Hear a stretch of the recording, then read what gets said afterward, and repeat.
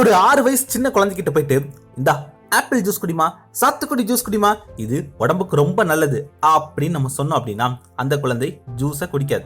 அதுவே நீங்க ஒரு கொக்கோ கோலா, மாசா, ஸ்ப்ரைட்டு இதெல்லாம் கொடுத்தீங்க அப்படின்னா தாராளமா குடிக்கும் இல்லையா?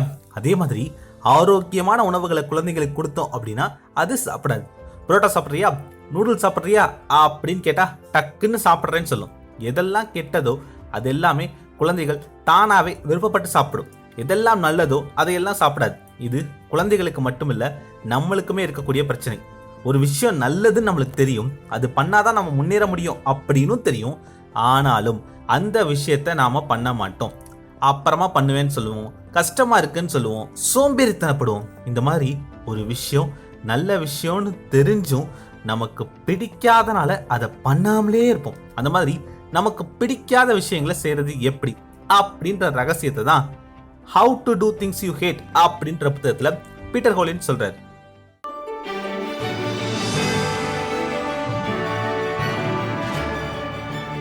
எண்ணுவதெல்லாம் உயர்வு. நான் உங்கள் JR.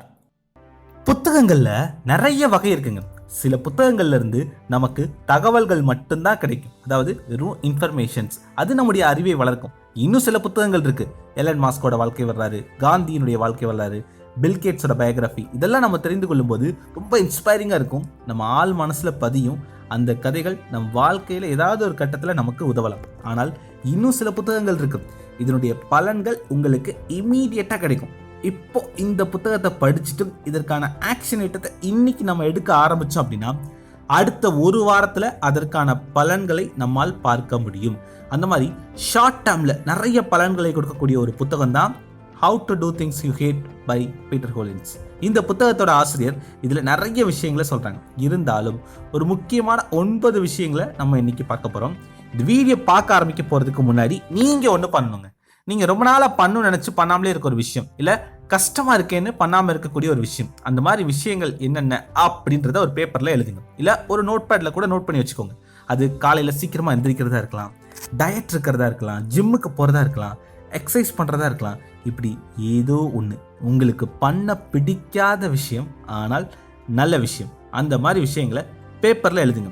எழுதிட்டீங்களா? இப்போ இந்த 9 பாயிண்ட்டை ஃபாலோ பண்ணா அடுத்த சில வாரங்கள்ல நீங்க இதை தொடர்ந்து பண்ண ஆரம்பிச்சிடுவீங்க. First point, find partner or join the group. இப்போ நீங்க டெய்லி காலையில சீக்கிரமா எந்திரிக்கணும் அப்படின்னு நினைக்கிறீங்க, ஆனா உங்களால சீக்கிரமா எந்திரிக்கவே முடியல அப்படின்னா நீங்க என்ன பண்ணணும்னா இந்த மாதிரி உங்க கூடவே காலையில சீக்கிரமா எந்திரிக்கணும்னு நினைக்கக்கூடிய ஒரு நண்பரை தேர்ந்தெடுங்க. நம்ம 2 பேரும் சேர்ந்து காலையில சீக்கிரமா எந்திரிக்க போறோம் அப்படின்னு ஒரு பார்ட்னரை கண்டுபிடிங்க. இல்ல இந்த மாதிரி காலையில சீக்கிரமா எந்திரிக்கிற 5 AM கிளப், 4 AM கிளப் அப்படின்னு நிறைய கிளப்ஸ் எல்லாம் இருக்கு. அந்த மாதிரி வாட்ஸ்அப் குரூப்ல கூட நீங்க ஜாயின் பண்ணலாம். அந்த மாதிரி வாட்ஸ்அப் குரூப்ல சேர்ந்துட்டீங்க அப்படின்னா உங்களால ஈஸியா அவங்களோட சேர்ந்து எந்திரிக்க முடியும். இது காலையில எந்திரிக்கிறதுக்கு மட்டும் இல்லைங்க. இப்போ நீங்க டயட் இருக்கணும்னு ஆசைப்படுறீங்களா, அப்போ அந்த டயட் சம்பந்தமான வாட்ஸ்அப் குரூப்ல ஜாயின் பண்ணுங்க. ஜிம்முக்கு போகணும்னு நினைக்கிறீங்களா, அப்போ ஜிம் குரூப்ல ஜாயின் பண்ணுங்க. புத்தகம் வாசிக்கணும்னு நினைக்கிறீங்களா, அப்போ அது சம்பந்தமான பார்ட்னரை தேர்ந்தெடுங்க. அது சம்பந்தமான வாட்ஸ்அப் குரூப்ல ஜாயின் பண்ணுங்க. இந்த மாதிரி நல்ல நண்பர்களோட சேர்ந்து பண்ணும்போது, இல்ல குரூப்பா சேர்ந்து ஒரு விஷயத்த பண்ணும்போது கண்டிப்பா உங்களால லாங் டேர்மா அந்த விஷயத்த பண்ண முடியும். 2வது point, pair it with something you enjoy. அதாவது உங்களுக்கு பிடிக்காத விஷயங்களை உங்களுக்கு பிடிச்ச விஷயங்களோட கம்பைன் பண்ணி பண்ணுங்க அப்படின்னு சொல்றாங்க. இப்போ ஒன்றும் இல்லை, உங்களுக்கு காலையில் எந்திரிக்கிறது ரொம்ப கடுப்பாக இருக்கும், பிடிக்கவே பிடிக்காது அப்படின்னு வச்சுக்கோங்க. ஆனால் உங்களுக்கு மொபைல் பார்க்க ரொம்ப பிடிக்கும். அப்போது இது 2ஐயும் கம்பைன் பண்ணிக்கோங்க. வழக்கமாக எந்திரிக்கிறத விட ஒரு மணி நேரம் காலையில் சீக்கிரமாக எழுந்து சும்மா ஒரு 1/2 மணி நேரம் நம்ம மொபைல் தான் பார்க்க போகிறோம் அப்படின்றத கொஞ்ச நாளைக்கு வழக்கமாக வச்சுக்கோங்க. ஐயோ காலைல சீக்கிரம் எந்திரிக்கணுமே அப்படின்னு உங்கள் மூளையை பயன்படுத்தாம நம்ம காலையில் எந்திரிச்சு மொபைல் தான் பார்க்க போகிறோம் அப்படின்னு சொல்லுங்க. அலாரம் அடிச்சதும் நம்ம மொபைல் தான் பார்க்க போறோம் அப்படின்னு ஜாலியா ஆட்டோமேட்டிக்கா எந்திரிச்சிருவீங்க. அதே மாதிரி இப்ப நீங்க ஜிம்முக்கு போகணும் இல்ல ரன்னிங் போகணும் அப்படின்னா நம்ம ரன்னிங் போறது இல்ல, பாட்டு கேட்க போறோம். நமக்கு பிடிச்ச பாடல்களை ஹெட்செட்ல போட்டு பாட்டு கேட்டுக்கிட்டே ரன்னிங் போறோம், பாட்டு கேட்டுக்கிட்டே ஜிம்ல ஒர்க் அவுட் பண்ண போறோம். பாட்டு கேட்கறது தான் முக்கியம் அப்படின்னு அதோட உடற்பயிற்சியை கம்பைன் பண்ணிக்கோங்க. இப்போ புத்தகம் படிக்கணும் அப்படின்னு ஆசைப்படுறீங்க, அடுத்த 1/2 மணி நேரத்துல ஒரு புத்தகத்துல 5 பக்கங்களாவது படிக்கணும்னு ஆசைப்படுறீங்க. அப்போ புத்தகம் படிக்கணும்னு உங்க மைண்டு கிட்ட சொல்லாம நாம நொறுக்கு தீனி சாப்பிட போறோம், இந்த நொறுக்கு தீனியை சாப்பிட்டுக்கிட்டே இந்த புத்தகத்தை படிக்க போறோம் அப்படின்னு சொல்லுங்க. இந்த மாதிரி ஆரம்பத்துல உங்களுக்கு பிடிச்ச விஷயங்களோட உங்களுக்கு பிடிக்காத விஷயங்களை கம்பைன் பண்ணி பண்ணுங்க. சரி, இப்போ எனக்கு இதெல்லாம் கஷ்டமான விஷயங்கள், நான் இதை எதோட கம்பேர் பண்ணி பண்றது அப்படின்னு உங்களுக்கே தெரியலையா? சாட் ஜிபிடி கிட்ட கேளுங்க. இப்போ இந்த மாதிரி நான் சொன்ன சில எக்ஸாம்பிள்ஸ் எல்லாம் சொல்லிட்டு எனக்கு இந்த பிடிக்காத விஷயத்த எதோட கம்பைன் பண்ணி பண்ணலாம் அப்படின்னு நீங்க கேட்டீங்க அப்படின்னா அது உங்களுக்கு இன்னும் தெளிவான பதில்களை சொல்லும். ஸோ இந்த மாதிரி டெக்னாலஜியை எப்படி உங்களோட பர்சனல் அசிஸ்டன்ட் மாதிரி யூஸ் பண்றது அப்படின்ற நுணுக்கங்களை முதல்ல கத்துக்கோங்க. 3வது point, break it into micro task. அதாவது உங்களுக்கு பிடிக்காத ஒரு விஷயத்த நீங்களே கிரேசியா நினைக்கிற அளவுக்கு சின்ன சின்ன டாஸ்கா பண்ண ஆரம்பிங்க. உதாரணத்துக்கு ஒரு நாளைக்கு 50 புஷ்அப் எடுக்கணும். ஆனா இதை நம்ம ஒரே டைம்ல எடுக்க போறது இல்லை. காலையில எழுந்ததும் ஒரு 10 புஷ்அப், பிரஷ் பண்ண போறதுக்கு முன்னாடி ஒரு 10, பிரஷ் பண்ணிட்டு வந்து 10, குளிக்க போறதுக்கு முன்னாடி 10, குளிச்சுட்டு வந்து ஒரு 10. இந்த மாதிரி சின்ன சின்ன டாஸ்க்கா அதை பிரிச்சு பண்ண முயற்சி பண்ணுங்க. இப்போ நீங்க ஒரு செல்ஃபை கிளீன் பண்ணும் அப்படின்னு ஆசைப்படுறீங்க, இல்ல ரொம்ப நாளா உங்க டெஸ்க்கை கிளீன் பண்ணணும்னு ஆசைப்படுறீங்க, ஆனா கிளீன் பண்ணவே இல்லை, தள்ளி போட்டுக்கிட்டே இருக்கீங்க. அப்போ இப்பவே இந்த செல்போன் பார்த்துட்டு இருக்கீங்கல்ல, டக்குன்னு இந்த வீடியோ பாஸ் பண்ணிட்டு ஒரு 2 நிமிஷம் மட்டும் நம்ம செல்ஃபை கிளீன் பண்ண போறோம் அப்படின்னு ஒரு டைமர் செட் பண்ணிட்டு 2 நிமிஷம் டக்குன்னு போயிட்டு கிளீன் பண்ணிட்டு வாங்க பார்க்கலாம். இந்த மாதிரி நீங்க ஏதோ ஒரு வேலையை பார்த்துட்டு இருக்கும்போதே 2 நிமிஷம் மட்டும் நம்மளுக்கு பிடிக்காத ஒரு வேலையை பண்ண போறோம் அப்படின்னு 2 நிமிஷமா அந்த வேலையை பண்ண ஆரம்பிங்க. அப்படியே பண்ணி முடிச்சிருவீங்க. 2 புஷ்அப் எடுக்க போறேன், 2 பேஜ் மட்டும் புத்தகத்தில் படிக்க போறேன் அப்படின்னு சின்ன மைக்ரோ டாஸ்க் அதை மாத்திட்டு அதை பண்ண ஆரம்பிங்க. 4வது point, schedule it for your peak energy time. இது ரொம்ப ரொம்ப முக்கியமான ஒரு பாயிண்ட்டுங்க.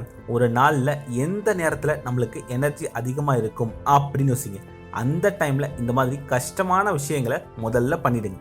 இப்போ நீங்க ஒரு ஸ்டூடெண்ட் அப்படின்னா எது கஷ்டமான பாடங்களோ அதை உங்களோட எனர்ஜி அதிகமாக இருக்கக்கூடிய நேரத்தில் படிக்கணும். நீங்க ஆஃபீஸில் சில வேலைகளை பார்க்கணும் அப்படின்னா எந்த நேரத்தில் உங்களுடைய எனர்ஜி அதிகமாக இருக்குமோ அந்த நேரத்தில் அந்த வேலைகளை பார்க்கலாம். ஆனால் நிறைய பேர் இதே விஷயத்த அப்படியே ரிவர்ஸில் பண்ணிட்டு இருக்காங்க.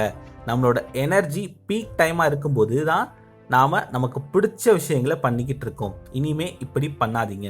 உங்களோட எனர்ஜியோட பீக் டைம் கண்டுபிடிங்க. அப்போ உங்களுக்கு பிடிக்காத விஷயங்களை முதல்ல பண்ண ஆரம்பிங்க. 5வது பாயிண்ட், கேமிஃபை தி எக்ஸ்பீரியன்ஸ். அதாவது உங்களுக்கு பிடிக்காத விஷயங்களை ஒரு கேம் மாதிரி பண்ணுங்க, ஒரு விளையாட்டா அதை பாருங்க. இப்போ நீங்க ரொம்ப நாளா உங்களோட வீட்டை சுத்தம் பண்ணணும்னு நினைக்கிறீங்க. அப்போ அடுத்த 30 நிமிஷத்துக்குள்ள நான் அந்த வீட்டை கிளீன் பண்ணிடுவேன் அப்படின்னு கடன்னு ஆரம்பிச்சு கடன்னு பண்ணுங்க. அது ரொம்ப பெர்ஃபெக்டா பண்றோமா, ரொம்ப சுத்தமா பண்றோமா அப்படிங்கறதெல்லாம் முக்கியமே இல்லை. 30 நிமிஷத்துக்குள்ள எவ்வளோ வேகமாக என்ன பண்ணி முடிக்கிறோம் அப்படிங்கிறது தான் முக்கியம். அப்படி ட்ரை பண்ணுங்க. அடுத்த அரை மணி நேரத்துக்குள்ள நான் 5 கிலோமீட்டர் ஓடி இருப்பேன் அப்படின்னு ஒரு கோல் வச்சுட்டு ஓட ஆரம்பிங்க. புத்தகம் படிக்கணும்னு நினைக்கிறீங்களா, அடுத்த 10 நிமிஷத்துக்குள்ள நான் இந்த 20 பேஜ் படிக்கணும் அப்படின்னு ஒரு கோல் வச்சு படிக்க ஆரம்பிங்க. இந்த மாதிரி உங்களுக்கு பிடிக்காத விஷயங்களை ஒரு கேம் மாதிரி பண்ணீங்க அப்படின்னா இன்னும் இன்ட்ரெஸ்டிங்காக இருக்கும். இன்னும் 2-3 பேரோட நீங்கள் சேர்ந்து கேம் மாதிரி ஆடும்போது அந்த விஷயத்தை தொடர்ந்து பண்ண ஊக்கமாக இருக்கும். 7வது point, focus on how good you feel when it's done. அதாவது சில விஷயத்த பண்ணும்போது நம்மளுக்கு கடுப்பா இருக்கும், ஆனா இந்த விஷயத்த பண்ணி முடிச்சா நமக்கு என்னென்ன பலன்கள் கிடைக்கும் அப்படின்னு ஃபீல் பண்ண ஆரம்பிச்சிட்டீங்க அப்படின்னா கண்டிப்பா இந்த விஷயத்த பண்ணி முடிச்சிடும். உதாரணத்துக்கு டயட் இருக்கிறது, எக்ஸசைஸ் பண்றது உங்களுக்கு கஷ்டமா இருக்கலாம். ஆனா இன்னைக்கு இந்த கூகுள் ஏஐ இமேஜஸ் மூலமா நான் ஒரு 6 பேக் வச்சா எப்படி இருக்கும், நான் ஸ்லிம்மா மாறினா எப்படி இருக்கும் அப்படின்னு நீங்க ஒரு போட்டோவை ரெடி பண்ணி வச்சுக்கலாம். உங்களுக்கு எப்பெல்லாம் ஜிம்முக்கு போக கடுப்பா இருக்கோ அந்த போட்டோவை பாருங்க, உடனடியா போக ஆரம்பிச்சிருவீங்க.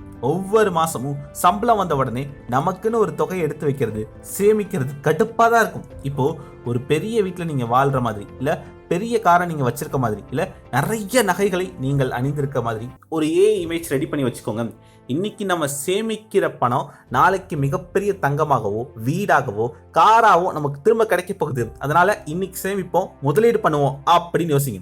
இன்னைக்கு இதை பண்ண கடுப்பா இருக்கு அப்படின்னு யோசிக்காம இன்னைக்கு நான் இதை பண்றதுனால இன்னொரு 5 வருஷத்துல எனக்கு என்னெல்லாம் கிடைக்க போகுதுன்னு யோசிங்க. அப்ப அந்த விஷயத்தை தொடர்ந்து பண்ணுவீங்க. 8வது பாயிண்ட், அனௌன்ஸ் இட் பப்ளிக்லி. அதாவது இப்போ உங்களுக்கு பிடிக்காத விஷயத்த நீங்க தொடர்ந்து பண்ணணும்னு நினைக்கிறீங்க அப்படின்னா அடுத்த 30 நாளுக்குள்ள நான் இதை பண்ணி முடிக்க போறேன், அடுத்த 100 நாட்களுக்கு நான் இதை தொடர்ந்து பண்ண போறேன் அப்படின்னு பப்ளிக்கா சொல்லிருங்க. உங்களுடைய நண்பர்கள் கிட்ட, இல்ல உங்களோட சொந்தக்காரங்க கிட்டன்னு எல்லார்கிட்டையும் சொல்லிருங்க. இல்ல உங்களுக்குன்னு ஒரு இன்ஸ்டாகிராம் அக்கௌண்ட் இருந்ததுன்னா அதுல போஸ்ட போடுங்க, நான் அடுத்த 100 நாளைக்குள்ள இதை பண்ண போறேன் அப்படின்னு வாட்ஸ்அப் ஸ்டேட்டஸ் வச்சிருங்க. அப்போ அடுத்தவங்க எல்லார்கிட்டையும் நம்ம சொல்லிட்டோமே, இதை பண்ணலைன்னா நம்மளை கேள்வி கேட்பாங்களே அப்படின்ற பயத்திலேயே நீங்க இதை பண்ண ஆரம்பிச்சிருவீங்க. இப்போ நான் சொன்ன பாயிண்ட்டுகள்ல கிட்டத்தட்ட 90% சக்சஸ்ஃபுல்லான ஒரு பாயிண்ட்னா இதுதான். ஏன்னா இந்த பாயிண்ட் நிறைய பேருக்கு அவங்களோட வாழ்க்கையை மாற்றிருக்கு.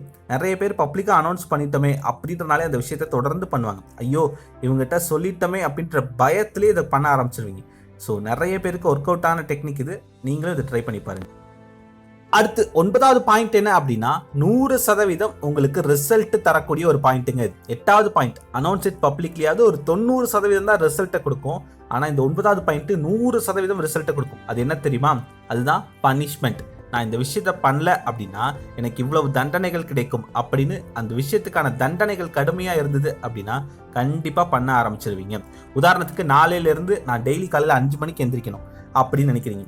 ஷார்ப்பா 5 மணிக்கு எந்திரிச்சிடணும். ஒருவேளை 5:01 எந்திரிச்சா கூட 50 தோப்பு கரணங்கள் போடணும். 5:02 எந்திரிச்சிங்கன்னா 100 தோப்பு கரணங்கள் போடணும் அப்படின்னு தண்டனைகள் கடுமையா இருக்கணும். இந்த மாதிரி உங்களுக்கு நீங்களே தண்டனை கொடுத்துக்கலாம், இல்ல நண்பர்களோட சேர்ந்து இந்த முயற்சியை பண்ணலாம். தண்டனைகள் கடுமையா இருக்கும்போது கண்டிப்பா நீங்க அந்த விஷயத்த தொடர்ந்து பண்ண ஆரம்பிச்சிருவீங்க. ஒரு விஷயம் நல்ல விஷயம்னு தெரிஞ்சும் ரொம்ப நாளா நீங்க பண்ணாம இருக்கீங்களா?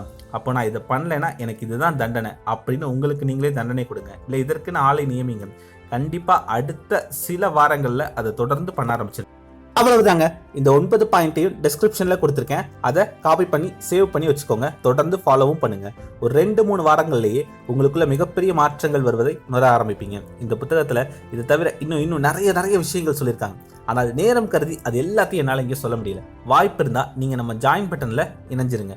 நம்ம சேனலுக்குள்ள போனீங்கன்னா சப்ஸ்கிரைப் பட்டன் பக்கத்துல ஜாயின் பட்டன் அப்படின்னு ஒரு ஆப்ஷன் இருக்கும். அதை கிளிக் பண்ணி ஜாயின் பண்ணிட்டீங்கன்னா நீங்க நம்ம சேனலோட மெம்பரா மாறிடுவீங்க. மெம்பருக்குன்னு தனி பிரத்யேகமான வீடியோக்கள், பிரத்யேகமான ஃப்ரீ ஜூம் மீட்டிங் இது எல்லாமே நடக்கும். அதில் நீங்கள் கலந்துக்கலாம். நான் தொடர்ந்து இந்த மாதிரி வீடியோக்கள் போட எனக்கும் அது உதவியாக இருக்கும். ட்ரீம் பிக் அச்சீவ் இட், என்பதெல்லாம் உயர்வு.